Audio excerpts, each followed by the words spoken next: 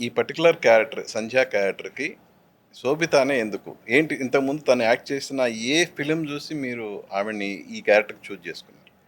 అంటే మీరు మిగతా ప్రీవియస్ తన వర్క్స్ చూస్తే she has to be like కొంచెం స్టబ్బర్న్‌గా, డిటర్మిన్డ్‌గా కొంచెం మోర్ ఫోకస్డ్‌గా ఉంటాయి. తన క్యారెక్టర్స్ చేసినవి ఏవైనా సరే. In the form of Made in Heaven చేసినా, మేజర్, గూఢచారి ఇవి చేసినా సరే.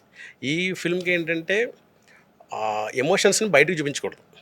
It has to be inside, but ఆ స్ట్రాంగ్ హోల్డ్ ఉండాలన్నమాట.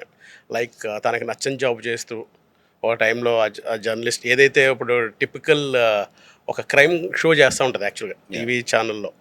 అందులో ఏంటంటే కొంచెం టిపికల్ హెడ్లైన్స్ పెట్టి ఎట్లాగా టీఆర్పీ కోసం చేస్తూ ఉంటారు కదా, అది తనకి నచ్చదు. అంటే క్రైమ్ని క్రైమ్లా చూడాలి కదా. ఒక పెయిన్ ఉంటుంది క్రైమ్ వెనకాల, అవి మనం చెప్పట్లేదు ఏంటి అని చెప్పేసి అదే తన ఎడిటర్తో ఎవరితో గొడవ పెట్టుకుని తను బయటకు వచ్చి podcast, podcast. True crime podcast చేస్తుంది అనమాట. So it has a mixture of రెండు. ఒకటి ఎమోషన్స్ లోపల దాచుకుని బయటికి కొంచెం స్ట్రాంగ్గా హోల్డ్ చేయాలి. At the same time true crime podcast అనేది it's a new age thing actually. Hmm. అంటే ఇప్పుడు మనకి ఈ మధ్య ఫిల్మ్స్లో ఎక్కడ చూడలేదు. సో మనం స్టోరీ నెరేటివ్ అంతా కూడా త్రూ క్రైమ్ పాడ్కాస్ట్ ద్వారా చేస్తున్నాం. ఓకే. సో దీనికి పర్ఫెక్ట్ యాప్ట్ అని అనిపించింది అనమాట. యాక్చువల్‌గా మీ ముందు 2 సినిమాలు కన్నడ రీమేక్స్. అవును, 'తిమ్మర్సు' గాని, అవును. 'కిరాక్ పార్టీ' గాని. బట్ ఇది స్ట్రెయిట్ సబ్జెక్ట్. స్ట్రైట్ ఫిల్మ్ అండి. హ్మ్. అండ్ ఇంకొక ఫిల్మ్ చేసా, ఫుల్ బాటిల్ అని, అది మై స్టోరీ అండ్ రైటింగ్. అది రిలీజ్ ఇంకా రిలీజ్ అవ్వలేదు. యా. ఓకే. ఏంటి ఈ సురేష్ బాబు గారిని ఎలా పడగొట్టారు ఈ సబ్జెక్ట్‌తో అసలు నాకు? అంటే ఈ స్టోరీ త్రూ వచ్చింది అమెజాన్ నుంచి అనమాట. ఓహ్! అమెజాన్ నుంచి వచ్చింది. అమెజాన్ అండ్ సురేష్ బాబు గారు కొలాబరేటివ్. కాకపోతే సురేష్ గారికి స్క్రిప్ట్ సెట్ చాలా నాలెడ్జ్ ఉంటుంది.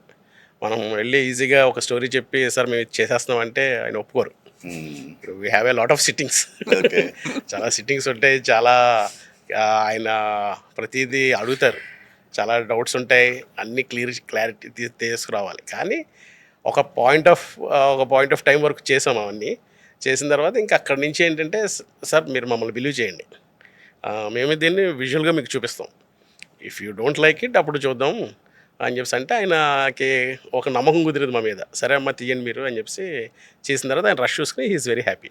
ఓకే. బట్ ఆయన జడ్జ్‌మెంట్ చాలా బాగుంటుందన్నమాట. అంటే కూర్చుంటే ఆయన దగ్గర నుంచి చాలా నేర్చుకోవచ్చు. It's like encyclopaedia.